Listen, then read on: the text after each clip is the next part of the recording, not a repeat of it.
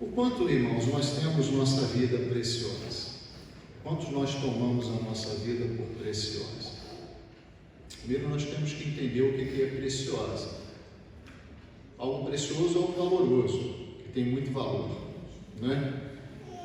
O quanto eu valorizo muito minha vida. E aqui eu quero fazer uma direção já onde a gente quer chegar. Obviamente, todos nós valorizamos de alguma forma a nossa vida, né? Ninguém é louco de, por exemplo, ficar doente e não procurar um médico, procurar medicação, tá certo? Eu não estou me referindo a isso. Ninguém é louco de sair pela rua, por exemplo, e não se preservar no trânsito ao atravessar uma rua. Paulo não estava falando disso, né? O que Paulo estava falando aqui é o seguinte: olha, por servir o Senhor Jesus Cristo, eu automaticamente tenho que ter equilíbrio na minha vida secular. O quanto eu quero preservar, eu quero fazer minha vontade na vida secular. Porque ele começa a dizer no versículo 22 que ele estava muito apegado ao serviço ao Senhor Jesus Cristo e teria que ir para Jerusalém. E chegando em Jerusalém, ele não sabia o que ia acontecer. E os irmãos sabem muito bem por que ele não sabia o que ia acontecer. O que os judeus queriam fazer com Paulo? O que os judeus queriam fazer com Paulo, irmãos? Matá-lo. Matá-lo. Conseguiram algumas vezes machucá-lo. E por outras, o Senhor o livrou da morte pelas mãos dos judeus. Não só os judeus, mas nós vemos que os gentios também. Logo após a conversão dele, Paulo já começou sofrendo, né, na vida cristã. Ele tinha que fugir dos judeus, e quando fugia dos judeus, caía na frente dos gentios. O gentio queria matar, e fugia dos gentios, caía nos judeus. Foi uma vida muito tranquila com o Senhor, né? Com o Senhor. Com o Senhor foi muito tranquilo. Mas aqui nem tanto. Uma pessoa que vive assim, irmãos, precisa ter um desapego da vida, né? Precisa ter um desapego da vida. Na verdade, todos nós, como servos do Senhor Jesus Cristo, precisamos ter um desapego da vida. A gente não pode valorizar, secularizar a nossa vida. E aí, quando eu falo de secularização aqui, eu não me refiro ao que é profano, tá, irmãos? O que eu estou falando aqui são as coisas boas da nossa vida, né? Ir para um cinema com a família, ir para uma praia com a família, fazer um passeio com a família, assistir um filme junto com a família, estar batendo um bom papo, né? Junto com aqueles que nós amamos, trocando uma ideia gostosa. Eu estou falando de coisas boas. Secular significa aqui, pelo menos no nosso contexto aqui do sermão, né? Aquilo que não é consagrado à vida religiosa, não faz parte da vida religiosa. Não gosto de utilizar essa expressão, mas eu não acho outra para usar nesse momento. Aquilo que não faz parte da vida religiosa. Mas o quanto nós valorizamos isso? O quanto nós valorizamos esse momento? Não é verdade? O quanto nós, quando precisamos deixar de tê-los, nos entristecemos a ponto de não conseguir servir o Senhor Jesus Cristo. É uma coisa que a gente deve pensar, irmãos, porque Paulo fala aqui que ele não tinha a vida dele por preciosa em nada. Para quê? Para que pudesse ter a excelência do serviço no Senhor Jesus Cristo. Ah, mas pastor, eu não quero ser Paulo. Tudo bem, meu irmão, você tem todo o direito de não ser Paulo, de não ser João, de não ser Mateus, de não ser Lucas, de não ser Billy Graham, de não ser Moody, de não ser a irmã Ana, de não ser o irmão Henrique, de não ser o pastor Fábio, de não ser o irmão Ronaldo. Você tem todo o direito de escolher quem você quer ser. Agora, uma coisa que tem que combinar, e vamos combinar no Senhor, é que se nós pegarmos a nossa vida e valorizarmos tanto essa secularização da vida, nós não vamos servir ao Senhor da forma que Ele quer. Não há entrega a Jesus Cristo enquanto você quiser fazer tudo o que você tem que fazer nessa vida. Não adianta. Ou você se dedica a alimentar os seus sonhos dessa vida, ou você se dedica àquele que subiu a cruz voluntariamente para te resgatar, para te perdoar e te dar salvação na vida eterna. Mas é assim, pastor, é 8 ou 80? Nesse caso, sim. Porque à medida, e eu entendo aqui a proporção de Paulo, né? À medida que ele tinha prazer em servir o Senhor Jesus Cristo, mais ele desapegava da vida dele. E isso que eu acabei de falar aqui não é para quem quer ser pastor, evangelista, missionário, não. O exemplo dele aqui é um exemplo para todos nós como crentes no Senhor Jesus Cristo. E a primeira coisa que ele nos ensina aqui é que para a gente ter esse equilíbrio e servir o Senhor com alegria em nossos corações, nós não podemos nos apegar tanto assim à vida secular. Não podemos. Valorizar trabalho, valorizar estudo, valorizar tanto momentos em famílias, diversões, momentos divertidos, nós não podemos. Não podemos. Tudo isso é muito gostoso. É o Senhor que nos dá.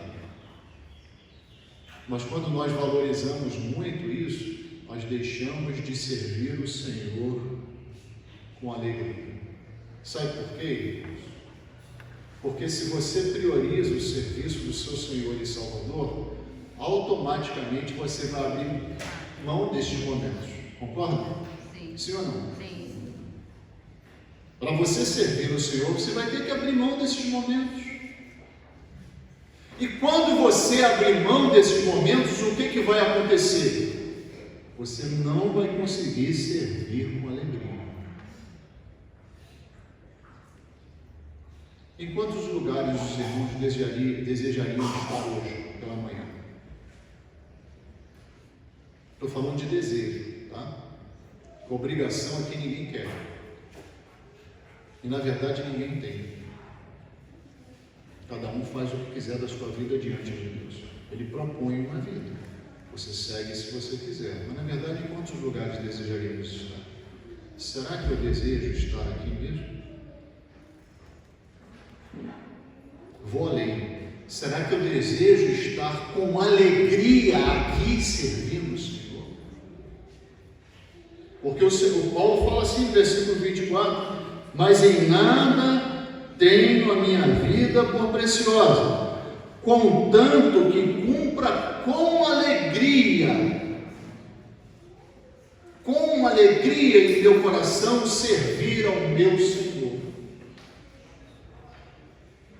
Porque se eu venho para a igreja dividido, e eu digo para os irmãos, esse momento de culto aqui, culto significa serviço religioso. Enquanto os irmãos estão sentadinhos aí, mas eu não peguei um microfone para distribuir, né? Eu não trouxe nem um microfone para o Micael, fez nem um microfoninho que eu trouxe para o pastor. Não importa, meus irmãos, só de vocês estarem reunidos no nome do Senhor no dia de hoje, para louvar, engrandecer, adorar a Deus, isso é serviço religioso, é serviço a Deus, isso é culto, está servindo. Quando eu falo assim, eu vou para a igreja, eu estou dizendo, eu vou servir. E de que forma que eu estou fazendo isso? Com alegria ou com dores? Me remoendo por dentro, com vontade de estar em outro lugar. Porque isso impede, irmãos, um serviço sincero ao nosso Senhor Jesus Cristo. Quando eu me converti, eu demorei para entrar nesse. Eu me converti com 24 anos de idade. Eu demorei para entrar nesse ritmo, demorei muito. Eu vinha para a igreja e ficava pensando o que eu tinha que fazer na segunda-feira de manhã, ou no que eu fiz ontem, ou o que eu tinha que fazer depois. Demorei para entrar. Mas, irmãos, o quanto antes entrarmos, mais com alegria nós vamos servir ao Senhor. O quanto mais nós conseguimos desligar da nossa vida secular, do que eu faço no dia seguinte, a minha vida financeira, a minha vida econômica, a minha vida amorosa, a minha vida... Enquanto essas coisas estiverem ocupando lugar no nosso coração, não vai haver alegria no serviço do Senhor, porque na verdade, no lugar de servir, você queria estar em outro lugar. Simples assim. Vendo televisão, lendo um livro, conversando com fulano de tal, na rede social, vai querer estar em outro lugar. O servir a Cristo nunca vai dar o salto de ser um prazer na nossa vida. E olha o prazer que Jesus teve em subir a cruz por cada um de nós, irmãos. Olha o prazer. Olha o resgate que Ele proporcionou com prazer. Eu fico imaginando se eu estivesse vendo Ele declarar: está consumado, sobre a cruz do Calvário, que expressão eu veria no meu Senhor e Salvador? Certamente eu veria uma expressão de prazer. Está consumado todo o plano de salvação de Deus para resgate da humanidade. Está consumado. Com prazer, certamente, o nosso Senhor e Salvador declarou isso sobre a cruz do Calvário. Certamente.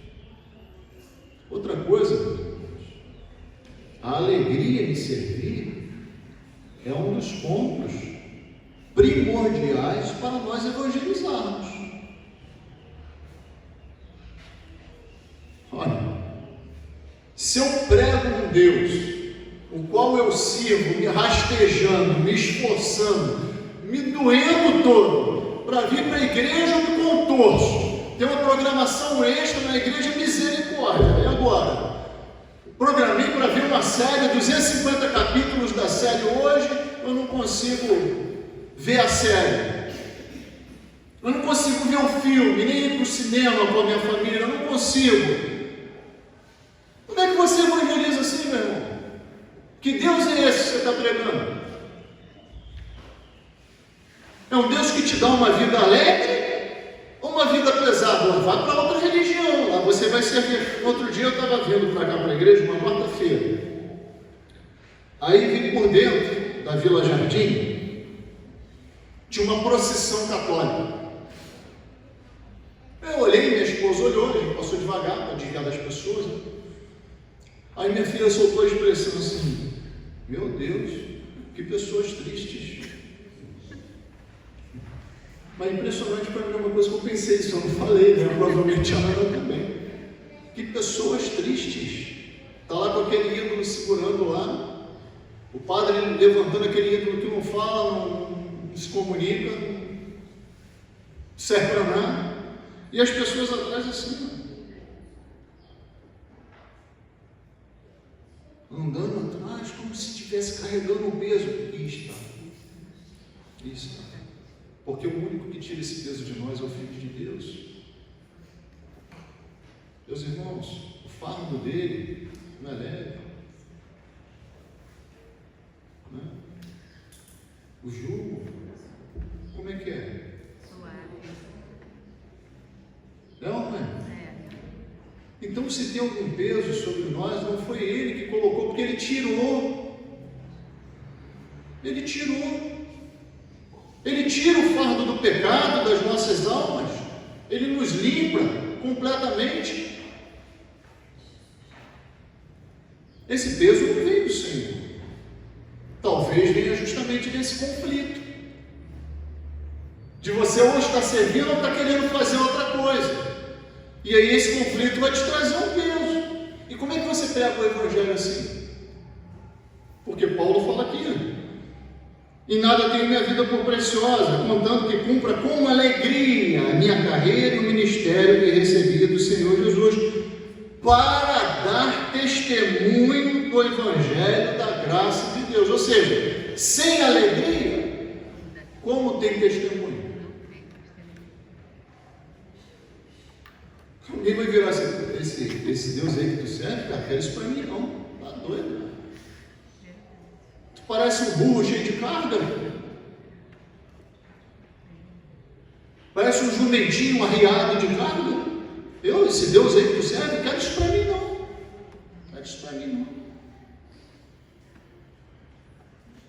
O tipo de vida que vivemos, inclusive a forma que servimos ao Senhor, vai nos dar o ímpeto correto para evangelizar ou não, irmãos. E olha que coisa interessante, né? Aqui, na vida que vivemos aqui, ninguém está nessa situação que o apóstolo Paulo está. O que ele estava falando é o seguinte: eu espero a morte sobre mim. Se na alegria eu não consigo servir bem, meus irmãos, na angústia e no perigo de morte eu vou. Fé cristã, tchau. Sou o primeiro a dar no pé. É ruim com a minha vida. Tá doido? Você se apega à sua vida aqui. Se na hora da alegria nós não conseguimos servir ao Senhor Jesus Cristo, na hora da angústia, então, irmãos, daqui não vai ter serviço. Não vai ter serviço. E o Paulo está dizendo aqui numa hora de angústia. Eu não sei o que vai acontecer com a minha vida daqui por diante. Mas ele está falando sobre isso com alegria e fazendo o propósito que a sua vida sirva para testemunho do Evangelho, da graça de Deus. Se na alegria eu não consigo servir, quando a coisa aperta, é que piorou ainda mais a situação. Piorou ainda mais a situação. Então essa é a primeira reflexão que eu gostaria de fazer com os irmãos. Quando eu tenho muito a minha vida por preciosa, eu não consigo servir a Cristo com alegria. Não vou ter alegria para servir o Senhor. Segunda coisa, irmãos, considerar nossa vida preciosa nos impede de crescermos na fé e termos uma comunhão cada vez mais estreita com Jesus Cristo. A vida cristã é uma carreira, né? A vida cristã é uma carreira. Carreira se sobe, não se desce. Então nós devemos, durante a nossa vida aqui como cristãos, crescer na graça e no conhecimento do nosso Senhor e Salvador Jesus Cristo. Quem não cresce começa a ficar para trás. E outra coisa, quando a gente vê pessoas nascendo, isso humanamente falando, e ficando baixas demais, o que a gente procura fazer? Vamos dar uma olhada nisso aí. Tem alguma coisa errada, não é verdade? E aí talvez se descubra um nanismo ou alguma deficiência. Ok? Vai ser uma pessoa normal? Não. Vai ser uma pessoa que vai viver com deficiência. Vai ser uma pessoa especial. Vai conviver com aquela deficiência ali. Você não vai olhar para aquela pessoa e vai falar, é uma pessoa normal. Ninguém vai fazer isso. Espiritualmente é a mesma coisa. O tempo vai passando, né? Nós não vamos crescendo na nossa fé, a gente começa a ser olhado como uma pessoa deficiente. E pior de tudo, quem lança esse olhar para nós, não sou eu. Você vai ser deficiente perante quem? Nosso Senhor e Salvador. Você precisa se desenvolver. Mas pastor, eu não sinto no meu coração. Volto a dizer aqui, ser um pregador, ser uma pregadora, professora de escola bíblica dominical, não importa, meu irmão, só se entregue. E Deus vai te mostrar o que você vai ser lá na frente. O Espírito Santo de Deus vai capacitar e te dar dons para que trabalhe para o Senhor. Isso não vem de mim, sou eu que escolho. O pastor está projetando, não tem projeto nada da vida dos irmãos. O projeto é a firmeza dos irmãos, isso pelo menos. Aí o que faz a obra é fiel para completá-la. Ele é fiel para completar a obra. Eu creio nisso e tenho visto ela ser completada na vida de diversos irmãos. É só se entregar. Agora lá em Lucas 10, vamos voltar lá em Lucas, no Evangelho de Lucas, capítulo 10, nós vemos uma história que nos ensina bastante, né? De Marta e Maria.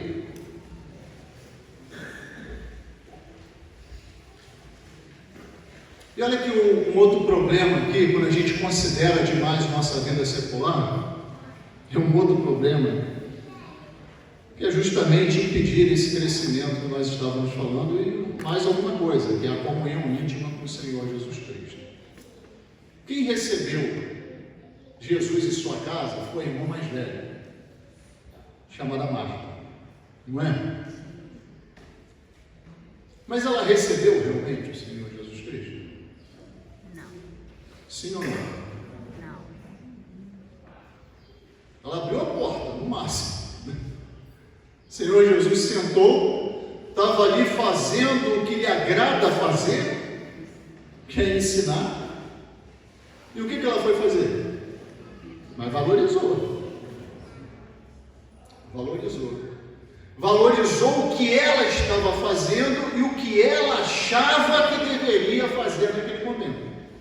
Não era o que ela deveria fazer, era o que ela achava que deveria fazer naquele momento. Ela não perguntou: Senhor, o que o Senhor acha que eu devo fazer nesse momento? A resposta certamente seria o quê? Outra. Certamente eu não ia falar para ela: vai ver comida, vai pensar no que a gente vai comer. Claramente, pela resposta de Jesus para ela, não seria essa a resposta. Claramente. Então ela achou que deveria preparar a mesa. Ela achou, pensou. E o que isso trouxe para a vida dela? Ansiedade e fadiga. Quando nós estamos fora da vontade do Senhor e não temos prazer em servi-lo, nós vamos achar isso. Ansiedade e fadiga, peso. Volta aí no peso. Estava agitado. E o pior de tudo, irmãos, é que ela colocou a culpa no Senhor Jesus Cristo. Quer dizer, nós perdemos completamente a visão de serviço. Por aquele momento ali, Marta já não era quem servia, Marta era quem mandava. Naquele momento ali, Marta era quem mandava. Ela não queria servir, ela queria que Jesus fizesse a vontade de quem? Dela. Queria que Jesus fizesse a vontade dela. Quando estamos diante do nosso Senhor e Salvador, o que realmente importa? Os irmãos têm momentos, deixa eu perguntar primeiro, né? Eu espero que sim. Os irmãos têm momentos diante do seu Senhor e Salvador? Sim. Tem ou não tem? Sim. Eu espero que tenha. Eu tenho bastante, graças a Ele por isso. E não pode ser, não importa se seja de madrugada, seja de manhã cedo, à noite. Tem momentos diante do meu Senhor e Salvador, vários momentos. Eu digo que os irmãos tenham bastante. E quando nós estamos diante do nosso Senhor, o que nós valorizamos?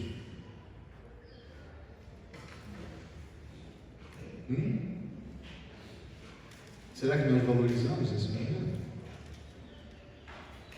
Para Marta, esse momento não tinha valor. Aí algumas irmãs sempre falam assim: mas alguém precisava fazer a comida. Não era o momento. Não era o momento. Que fizesse antes ou fizesse depois. Não era, naquele momento ali não era. Era o momento de todos estarem o quê? Fazendo o que Maria estava fazendo. Tanto é que Jesus elogia. Maria escolheu a boa parte. E aí, olha só, né? Quando nós estamos diante do Senhor Jesus Cristo, nesses momentos que eu acabei de citar, nós sempre vamos escolher a boa parte. A vida agitada, secularizada, nos desvia desses momentos. E desculpe, irmãos, a sinceridade, nós não precisamos e nem podemos ter uma personalidade fraca, que seja afetada por tudo, cujo mínimo problema crie um turbilhão na nossa vida. Não podemos ser assim, porque até nisso a nossa alma foi fortalecida pelo Espírito Santo de Deus. Até nisso. Não podemos ter uma personalidade fraca que tudo nos afeta. Absurdamente. Estava lendo um livro ontem sobre isso. Tudo nos afeta. Estamos vivendo hoje. Caiu uma bomba lá no Japão. Ai meu Deus, aqui no Brasil. É um tsunami no Havaí. Um tsunami no Havaí, vem aqui. Eu moro em Campo Grande, tem uma opção de montanha entre mim e o mar. Então, olha, vai chegar aqui um tsunami, né? Eu estou brincando assim, irmãos, mas às vezes arrebenta alguma coisa do nosso lado, né? E a gente já se desespera, isso é falta de fé. Isso é falta de viver esses momentos íntimos com o nosso Senhor e Salvador. Temos que parar, irmãos, para viver esses momentos íntimos. Isso vai fortalecer a nossa personalidade, vai fortalecer a nossa consciência, vai fortalecer a nossa alma. Aí mais à frente, quem nós vemos chegar um pouco antes de Jesus ser entregue para ser crucificado, quebrar um nardo puro de muito valor e derramar sobre a sua cabeça? Foi Marta ou foi Maria? Foi Marta ou foi Maria? Maria. Por quê? Porque estava apegado ao seu Senhor e Salvador e sabia muito bem o que ele precisava fazer para ser o Salvador.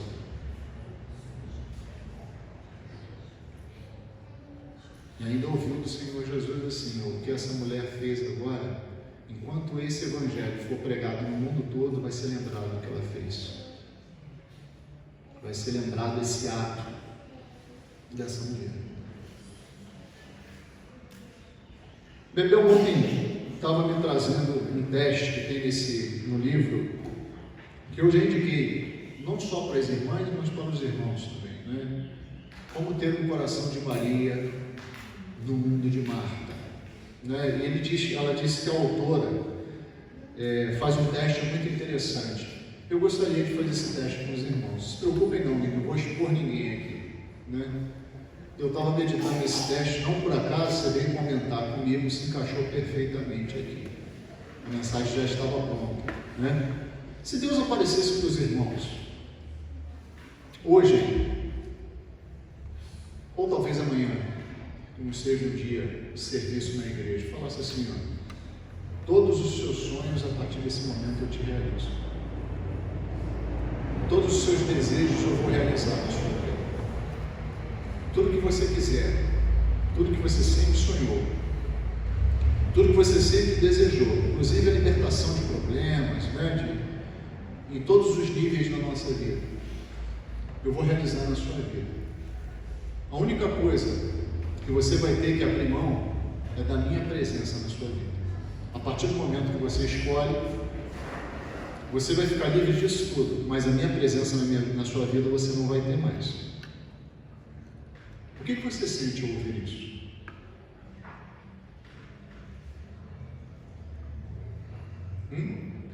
O que você sente ao ouvir isso? Estou falando de sentir. Glória a Deus por isso. Glória a Deus por isso.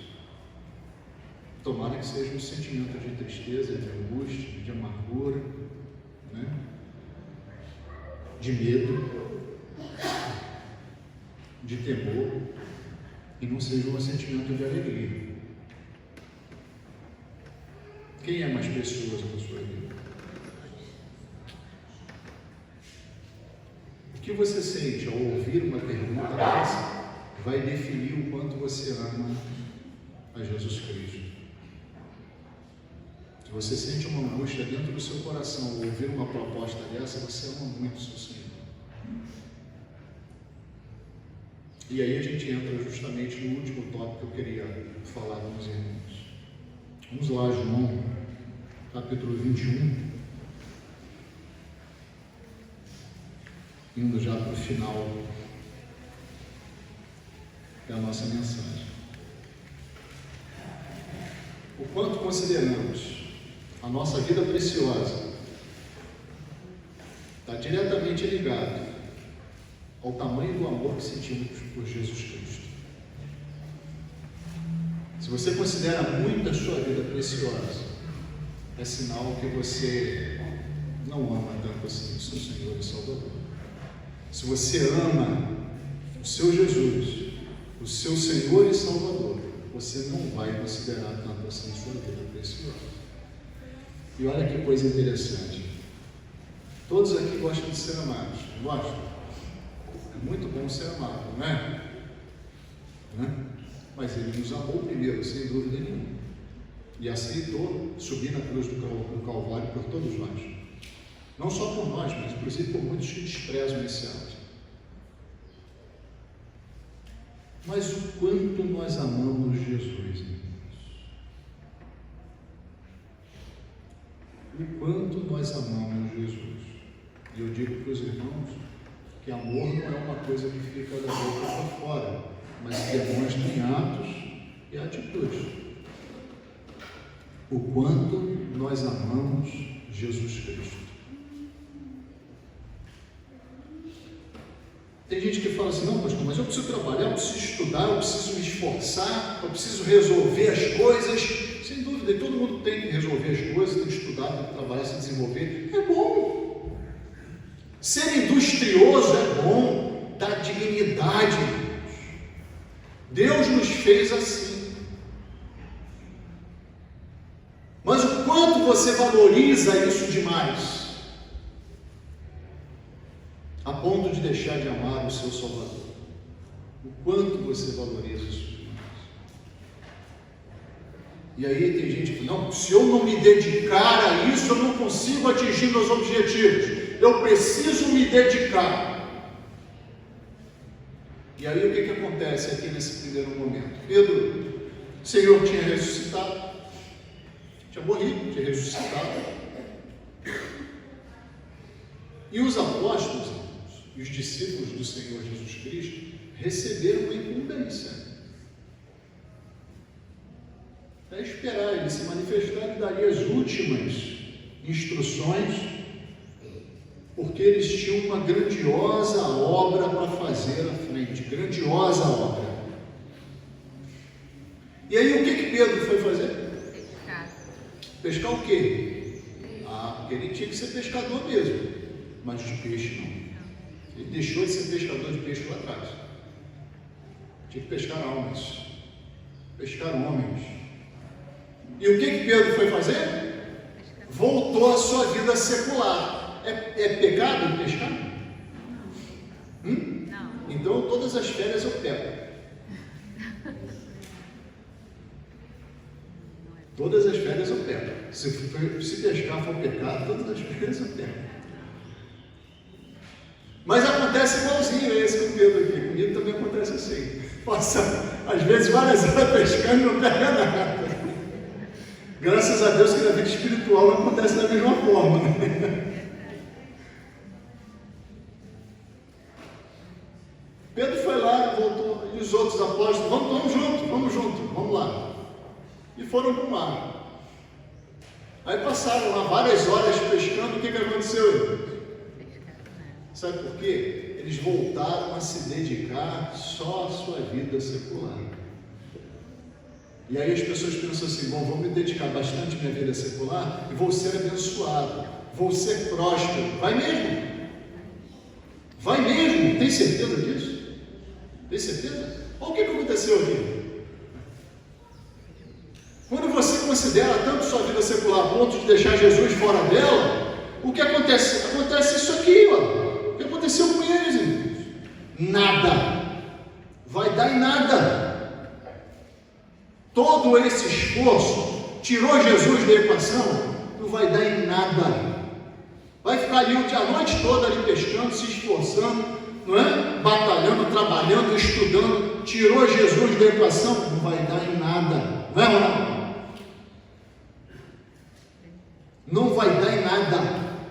todo esforço ali. E aí o que acontece? Quando Jesus entra na equação, ele fala assim, a partir do versículo 4, e sendo já amanhã, depois de trabalharem, se esforçarem, tentando atingir os objetivos, sendo já amanhã, Jesus se apresentou na praia, mas os discípulos não conheceram que era Jesus, já estava com o corpo glorificado. Eu fico imaginando o quanto diferente é isso, né? Não gosto de imaginar muito dentro da Bíblia, mas é uma coisa interessante. Disse depois Jesus, filhos, tens alguma coisa de comer? Não temos nada. Por quê? Tiraram Jesus da equação. Tem nada. Se esforça, nada no final. Nada.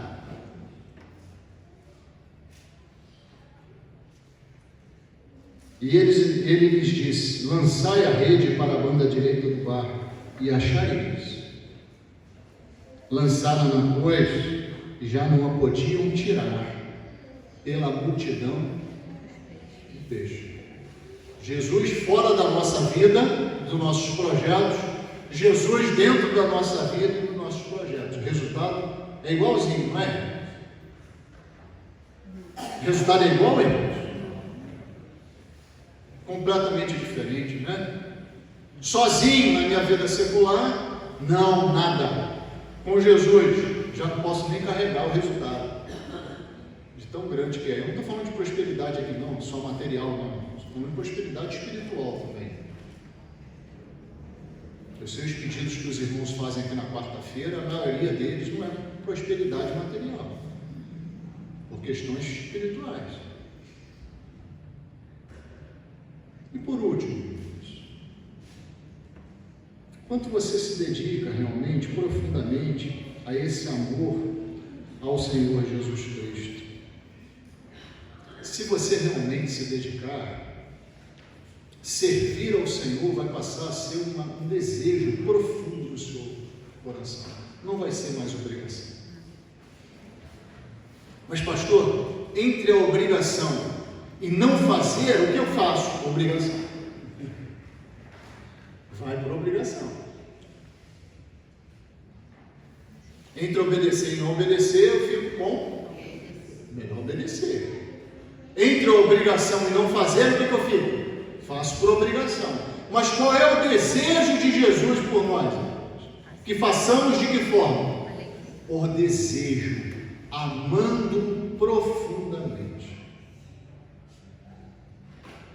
Jesus pergunta a primeira vez a Pedro, Pedro, amas-me? E ele responde assim, não, Senhor, tu sabes que eu te amo. Apacenta os meus cordeiros. Segunda vez, Pedro, amas-me mais do que esses? Tu sabes, Senhor, te amo. Apacenta os meus cordeiros. Pedro, eu fico olhando mais uma vez, né? Fico imaginando Jesus na terceira vez olhando para Pedro. Pedro, olha para mim. Enxerga o que eu fiz por você. Olha para mim e responde olhando dentro dos meus olhos. Você me ama.